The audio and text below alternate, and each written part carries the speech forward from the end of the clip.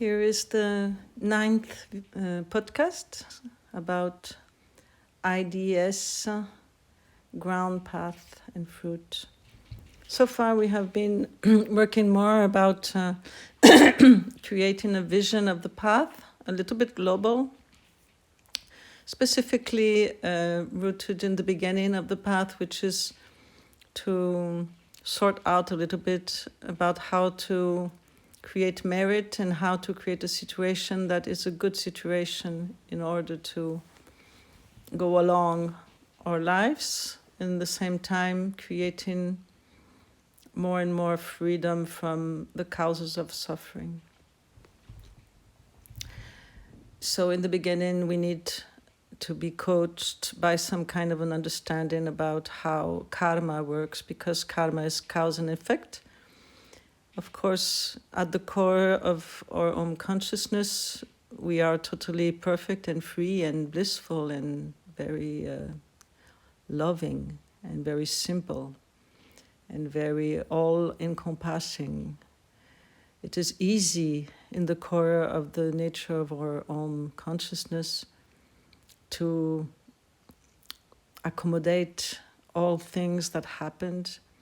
And in that kind of a space of our own mind, that this potential is so infinite and so overwhelmingly powerful and peaceful in the same time, that it is very easy for things to transform.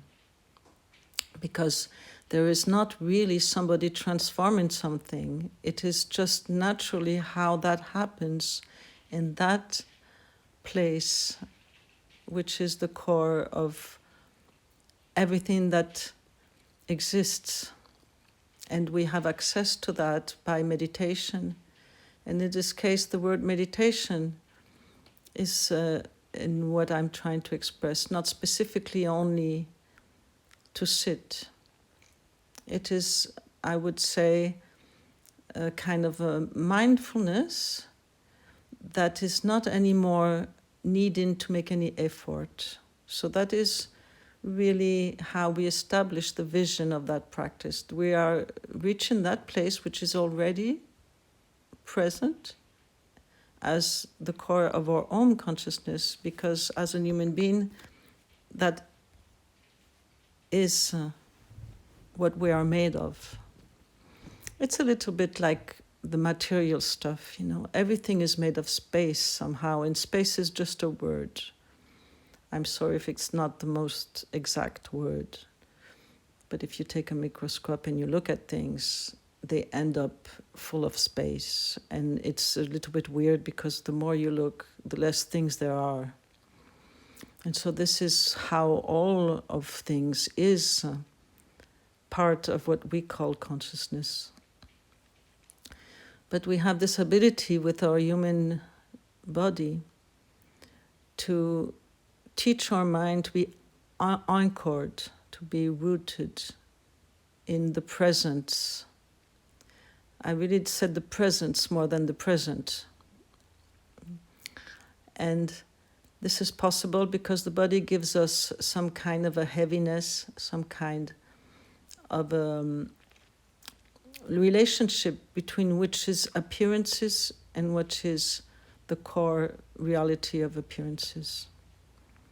And the human body is very good because we have this ability to change things, to create. For instance, we have the ability, for example, to create many things to make our life easier or more comfortable or more blissful and amusing. And we also have the ability to change our habitual tendencies. And that is what the human beings is really very good at. And we have the ability to help, like healing people, healing animals. We could take care of everything on earth because we have the ability to do that. I am not utopian here that we could make everything beautiful and nice, because it is always the case that there is always in a situation, the possibility that something comes there and somebody comes there, which will destroy harmony, because that is what the earth is about. It's the relationship between different kinds of energies that they sometimes join to create more life, and sometimes they join to create more death, or they fall apart. So that is the condition of being on earth, and maybe we could imagine that that's not the only condition that exists. For example, if I am in a land, my condition is there, but there's the condition of the ants, of the flies, the condition of the birds, of the cats, and each one of them has a perception of life and a perception of that presence which is very different. So it's impossible for me to assume that mine is the only one, and that is not true. On another hand, as a human being, it is incredible how much we have this ability to kind of put ourselves in the shoes of whatever exists. So this is a very great power of empathy that is inserted in our brain itself. And our brain works much better if we do have empathy, together with wisdom. Because of course, if we have empathy and no wisdom, the empathy could burn us completely. It could end burned out. And so this comes to say that this human this human Buddha, this human body is a treasure, it is a gift, and we don't know how long we will be able to take advantage of this wonderful gift. And so this is what Dharma is about. And so in that situation, how are we going to relate with the body? Because now that we have been through all of these talks, and that probably also you have been studying or have been looking forward on internet about what is the 10 things best not to do, what is the 10 things good to do. It's very easy. You can find all of that on internet, which was not the case when I was a young person. Now you can find everything. You can check that it is accurate information. Just always be careful about the sources. Or if you have a doubt, you can ask me. I mean, in the Tibetan Buddhism, because maybe I don't know that much about other cultures. But anyway, as a Buddhist, there are some things that are very basic and that are the same for all Buddhists. Like, for example, these 10, not to kill, not to steal, not to abuse, not to have a sexual activity that would create some kind of a negative energy, and not to talk too much, not to say bad things about people, not to insult people, and not to lie. And then you have the 3 last ones, which are not to cultivate wrong views. The wrong views would be, for example, to not believe in enlightenment, but in the same time to not believe in the consequences of karma, which are like, it looks like 2 opposite things, but they are in the same instant happening. And also the hatred, or what we call, I don't know in English, in French I know the word, but in English I don't know, concupiscence. It's like the desire to have something that somebody else has. So there are 3, like more, it's always a little bit like the idea of hate or attachment or ignorance. So these are basically the 3. And of course, cultivating merit is to do the opposite, to cherish life, to help life, to heal as much as possible beings and people, to give as much as possible the possibility for life to be happy and to be as I would say, nourished, no? And the opposite of stealing would be to be very generous. So this is very important. If you want to start to be practical, it's very important to start by being generous, because the generosity is a deep practice. Of course, you can just give something to somebody, that's good. You can also give to beggars. You really don't need, as a Buddhist, to judge what the beggar is going to do with your gift. Only if the beggar asks for teachings, it's different. But if he doesn't address you for teachings and you give him something, it is a good thing to do. Because, I can tell you this, I have been a beggar. I've been a beggar for 2 years when I was very young. I left my house when I was a kid, and I was begging in the streets. And so I know how it is, because 2 years is a lot. And it's not only that you are given something, it's not only that maybe you need that thing, because sometimes you don't need it. In my case, it was needed, but some people, sometimes they beg and they don't really need. It's just because they have this kind of attachment to get things or to earn things. But there is something else, is that you are somehow sensitive to how people relate to you as a beggar. Of course, some beggars are not anymore sensitive because they became a little bit cynical about that situation. Or at that time, I used to have a lot of gypsy friends, and these gypsy girls that were young girls, they would beg and they would talk with me and we would have fun. And then suddenly they would see some normal person come in the metro and they would take this very suffering face, like, oh, give me money, give me. That was so funny, like a real actor. But anyway, what I wanted to say is that I did very often feel touched by some people who were really kind to me. Some people even gave me more than a little bit of money. And some people actually even give me a job. And it was a good job in that case. In that case, it was a person who gave me the job to work as, in movies, in TV movies. You don't have really a role, but you work as somebody, I don't know how you say in English. It's like an actor that's not acting, it's just present in the scene, and you have a little bit of money and a little bit of food.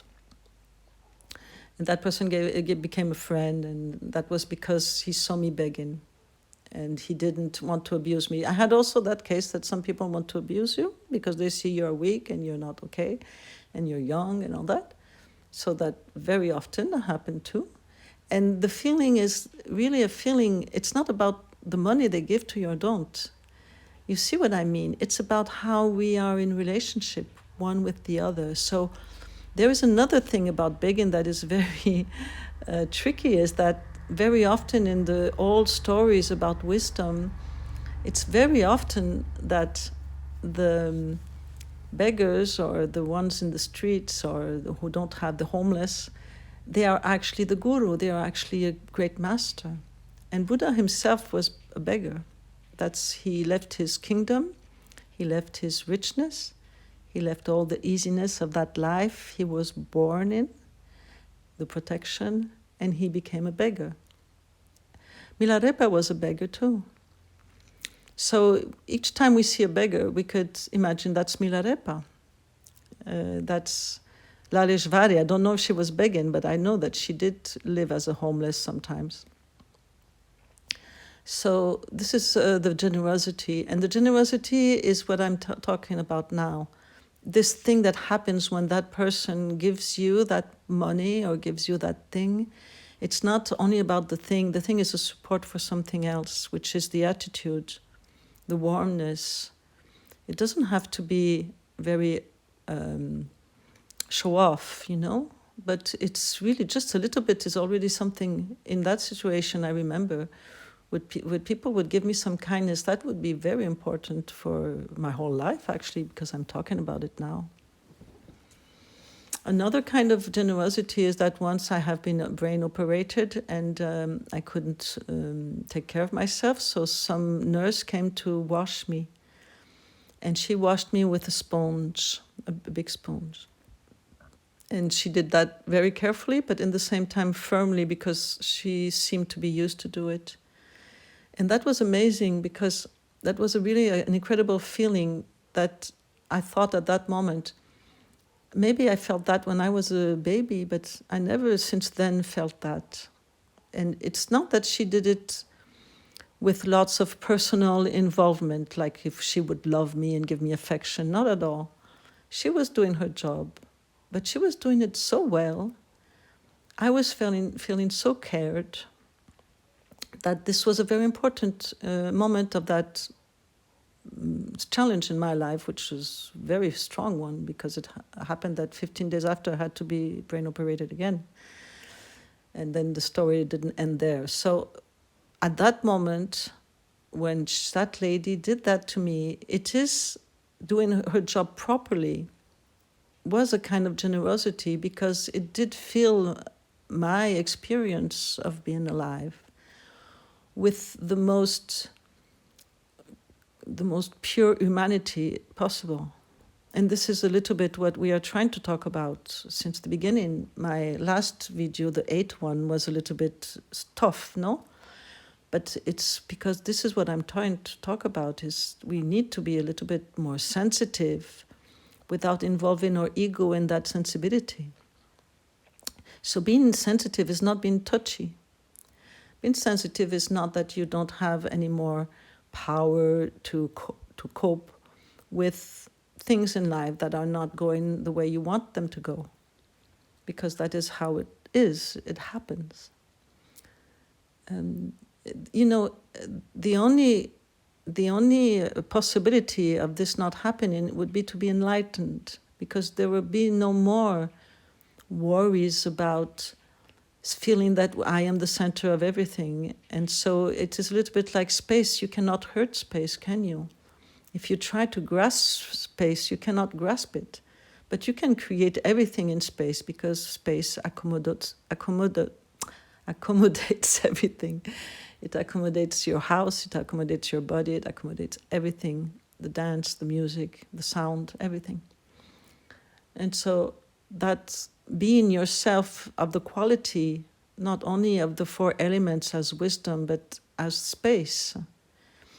That gives you the power to not only accommodate and let things being transformed by that core of your own mind, but it also gives you the power to create from there the first thought, best thought answer to whatever people need. But when you're a beginner, we are still very stiff in the belief of our stiffness, no?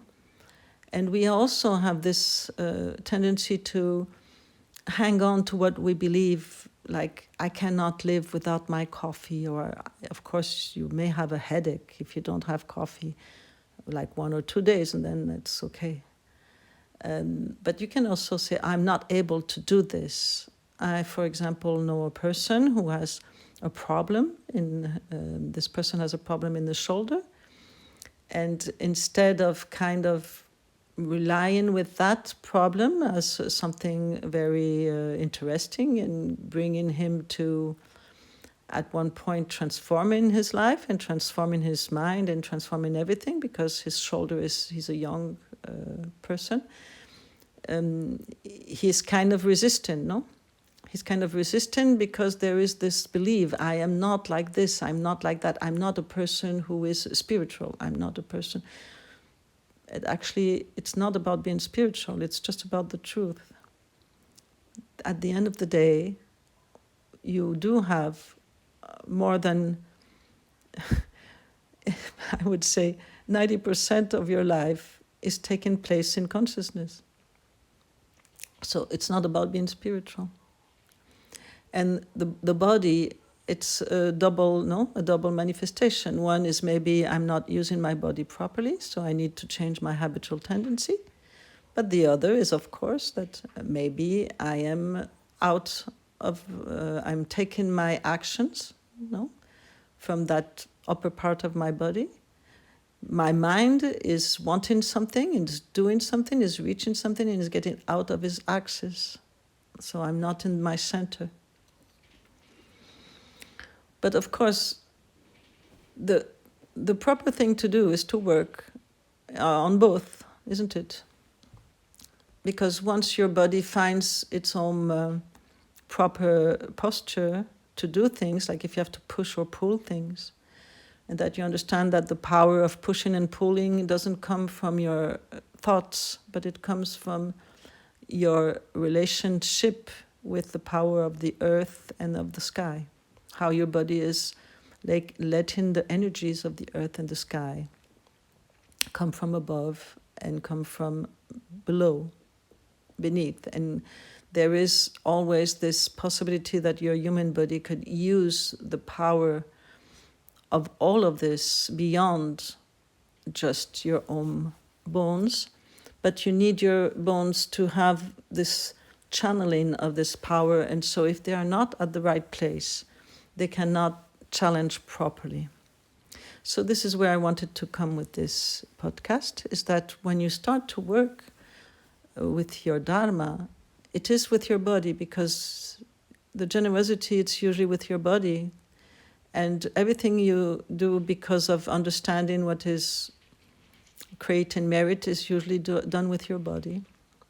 But then also to work with your mind, you have to do it with your body too, because your body is the tool.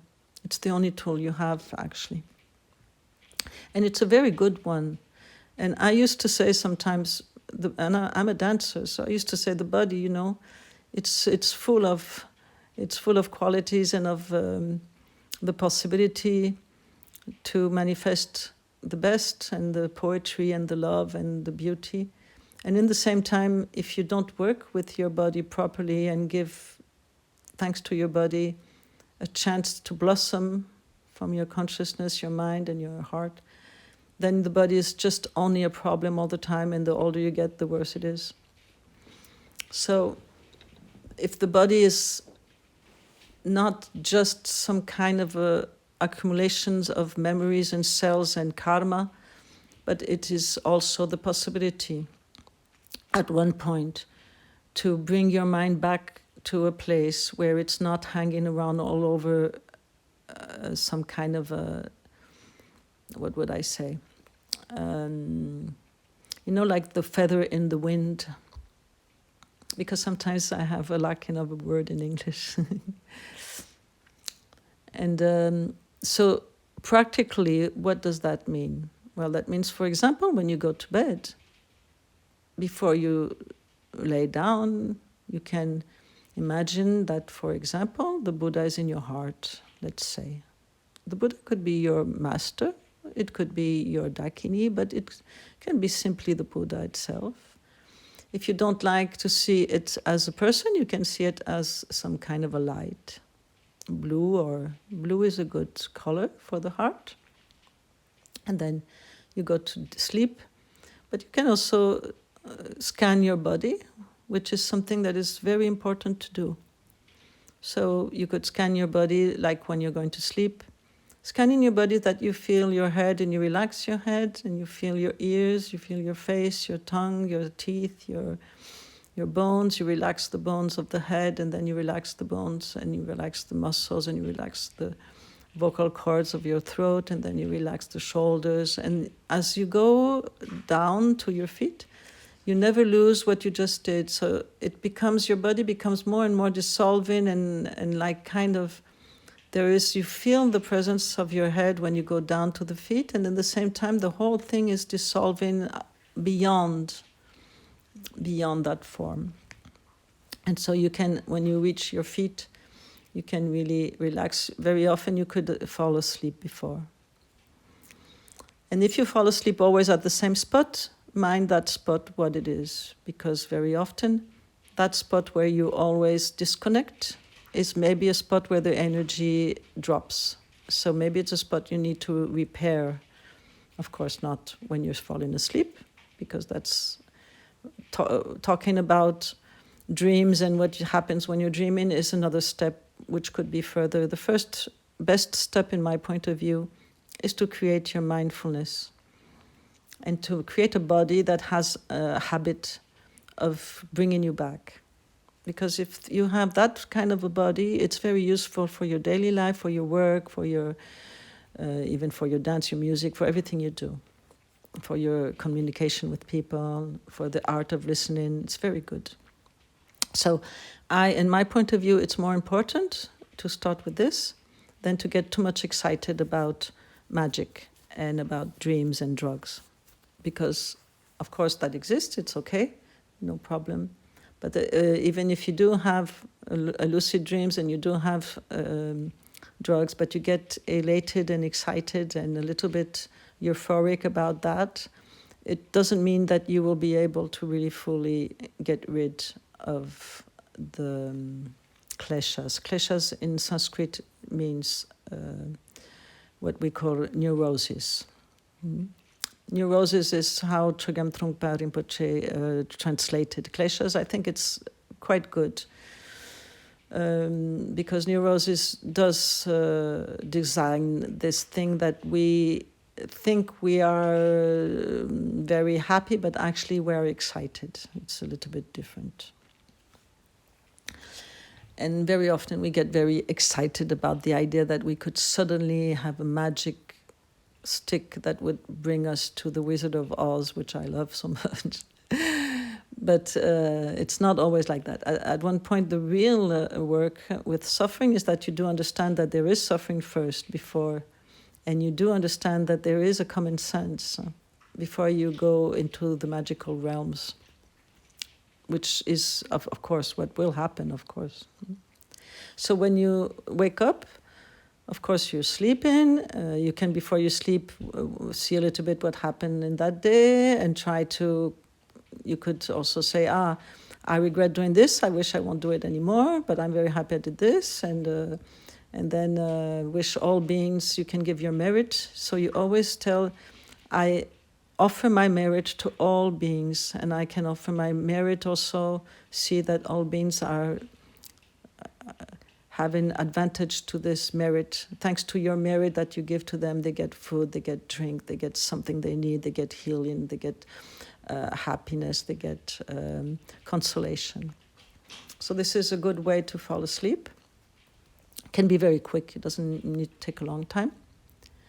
And then when you wake up, as you wake up, you can also wish that all beings will be happy, that your manifestation and this life, this morning, the first day is always the first day each day, isn't it?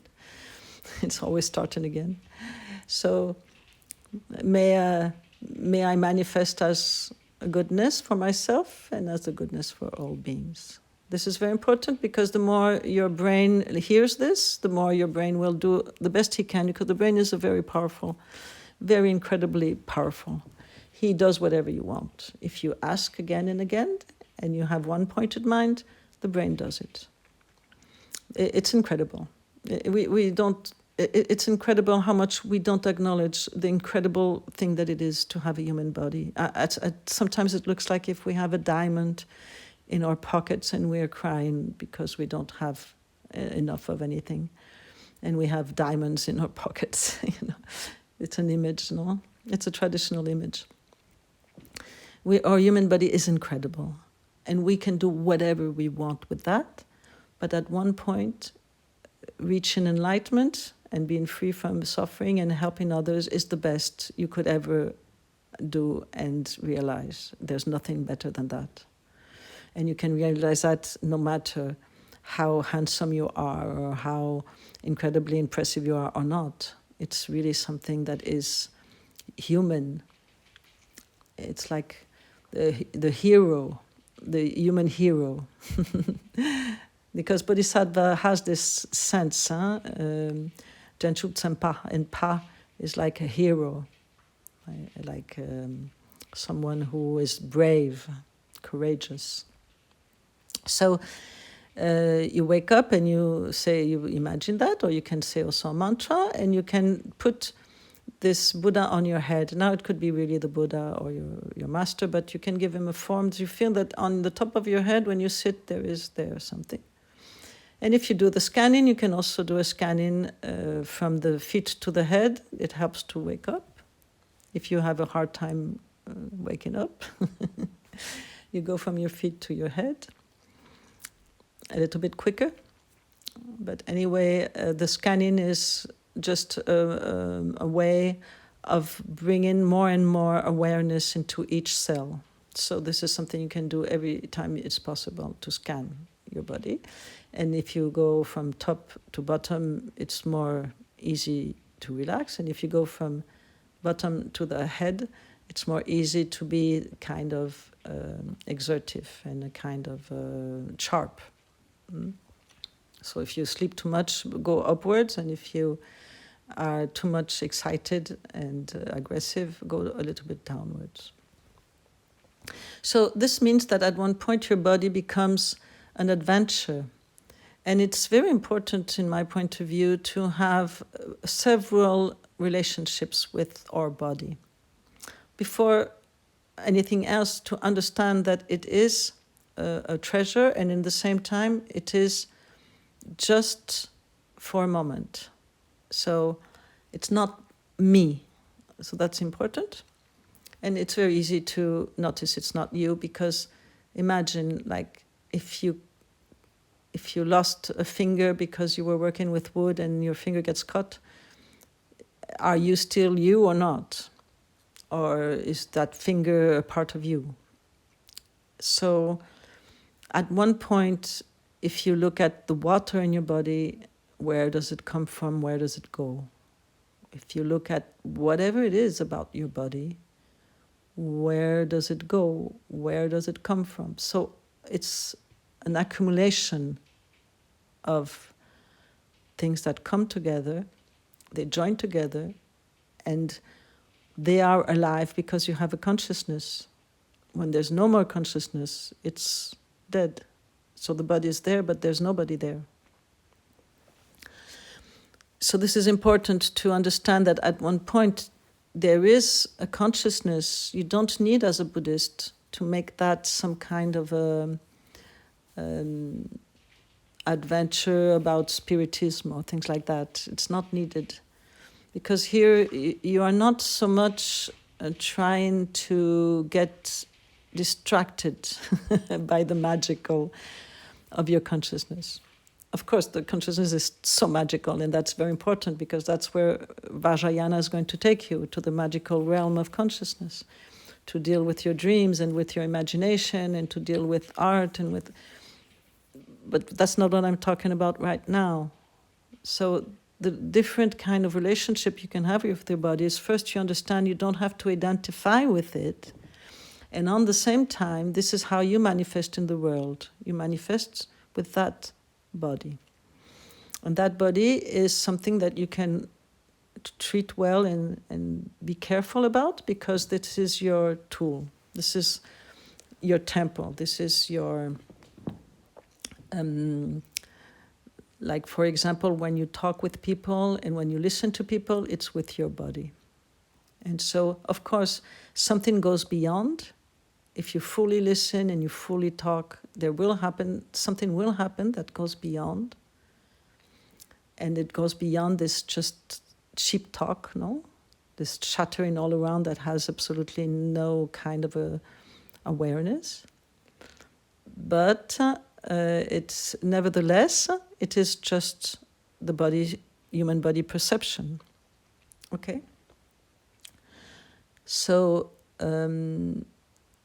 when you have this relationship with yourself, you understand you don't have to identify, so you do cherish your body in the sense of taking care of it, and you also can take care of being nice to look at. Why not?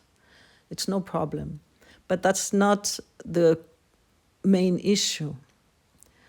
Of course, if I dress properly and I look clean and I look, kind of happy or joyful, it's so good for other people around me, isn't it? It's so nice for them to have this company. So why not? That's very good.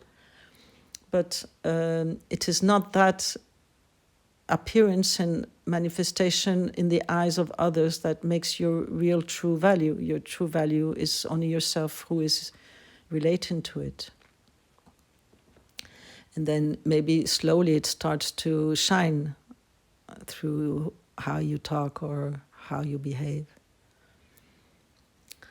So when you start to do exercises with your body, there is some kind of a scientific yourself, I would say. That is the interesting part, that you could be a scientist. You could a little bit go apart from your emotional relationship with your body, because the body is emotional, no, isn't it? It's emotional about sex, about food, about water, about thinking, about belief, about communication. So if you look at all the chakras, each one is emotional, no? Like in my head, I'm so crazy that I should be always right, and I should, and then my throat, that throat is always like trying to reach out, to be understood or to be heard or to be obeyed or whatever that is. And then your heart, the heart is incredibly easy to feel how huge it can be. And it's also sometimes tight, like people say tightness in my heart, or you say your heart is broken. It doesn't break. Look at a heart, what it is, it cannot break, but you say broken, because it does reflect really the core of how you relate with your emotional affection and communication with everything around you, and everything inside of your imagination. And then you go down to the belly, and then there you have, of course, the food and the digestion and the liquids and all that. And there is this relationship, with how you felt as a baby, that you needed food or you needed protection and you needed security, and like you need to feel some kind of a steadiness, and that is there in the belly. That's also why you're going to need very much the awareness in your belly to relate with this human standing up situation on 2 feet. Because you cannot stand up with your head. That's why you have shoulder problems. You have to stand up with your belly. And then the head needs to be light, and the head needs to be like the sky somehow, with lots of place there. And the place that accommodates colors and qualities. So then you go down in the feet, no? And the feet, of course, is not the most emotional, but it is really like the relationship with walking, rhythm, and underground, the underground of the earth. We rarely walk on our hands, no? So this scientific attitude with your body is very important, because you don't need to let yourself carried away too much with too much emotional grasping. That's important because, of course, we do have moments when we practice that we will later maybe need even to go into our emotions, and we can even create art thanks to our emotions, and to relate our emotions with, at one point, the possibility of seeing between the veils of emotions the wisdom that is relating with energy. So when you starting to work with your body, you're creating a body that is proper, like, it's like your ground to plant trees. It's the same kind of thing. So the scientific is that you start to understand how your body works, how you can breathe, how your bones have a way of working that is better than another one. Of course, I like to work with the body in quite expert way, because I think nowadays people need really to relate with their body as the place from which they have technology. Like the technology, you could say even an instrument before we go to technology. Like if you are playing piano, your body is, your body is relating to the piano, but the piano is putting vibrations in your body back. And so the more you have this coming and going back from the body to the piano, and another instrument is the same, the more you feel energy going through your body, and so you have more energy, and so you can even play much better. So it's like that with everything.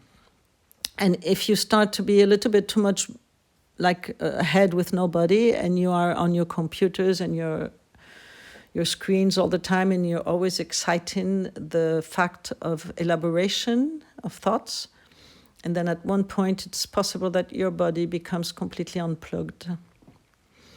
And in that case, it's a little bit difficult because you could be anesthesia. It's like anesthesia, you know. And nowadays, it's important. Of course, some people want to do sport, no problem. It's okay. It's very good. But here I'm talking more about awareness, that you put in your body an awareness, because this awareness is going to be very useful to bring you back all the time. So we say, I don't remember. You know, like I would say, I didn't want to get angry, but I don't remember. I don't remember I had a tool to work with that. Or it's too, I can't resist, you know. And your body, when your awareness starts to be a place that is completely like a software, an installation of a software in your body, and when your body becomes like that, it's less full of problems, because you're working, you're doing your work, which is what we're going to get into with the videos. The videos will be on YouTube. I will publish on SoundCloud the link to the videos. And your body starts to become a reminder. You don't really need to work on it, because it's like, you know, like you can drive a car without thinking about it when you know how to drive. So here's the same. Your body becomes aware. And so even if at one point you let something fall down, your body was not aware at that moment, but it comes back to you. You come back to, instead of saying, I broke this is so terrible, I'm so bad, I did this. Instead of having all this kind of reaction, your body just comes back and says, oh, shit, I broke something. I was somewhere else. Okay, let's clean that. You know, so this practical way of having a very practical body that is aware and that has some kind of a good relationship with the geometrics of the body and the breath. The breath is not only how you breathe, it's also how the energies can flow. So, and this is very important because it will help us to very, very quicker. It's strange what I'm going to say, because it's not quick to create that kind of a body, but once it is created, it is much, much easier to work with your emotions. And emotions are the topic later, the main topic, yeah? So it's very important to work with our body and to have this scientific and in the same time free, open relationship. The body is where your consciousness operates. You can, thanks to your body, reach the core of your consciousness, which is completely free, blissful, and without any stain, without any flaw. It is naturally like that, yours and everybody else. It's like a treasure. In the same time, your scientific relationship to your body helps you not to become too much entangled with emotions about your body, but more like doing properly the things that you are doing, like the yoga or whatever it is you're doing. And so slowly, it's much easier that whatever is emotional becomes energy, becomes life force, and less new complications. So that's it. Thank you very much.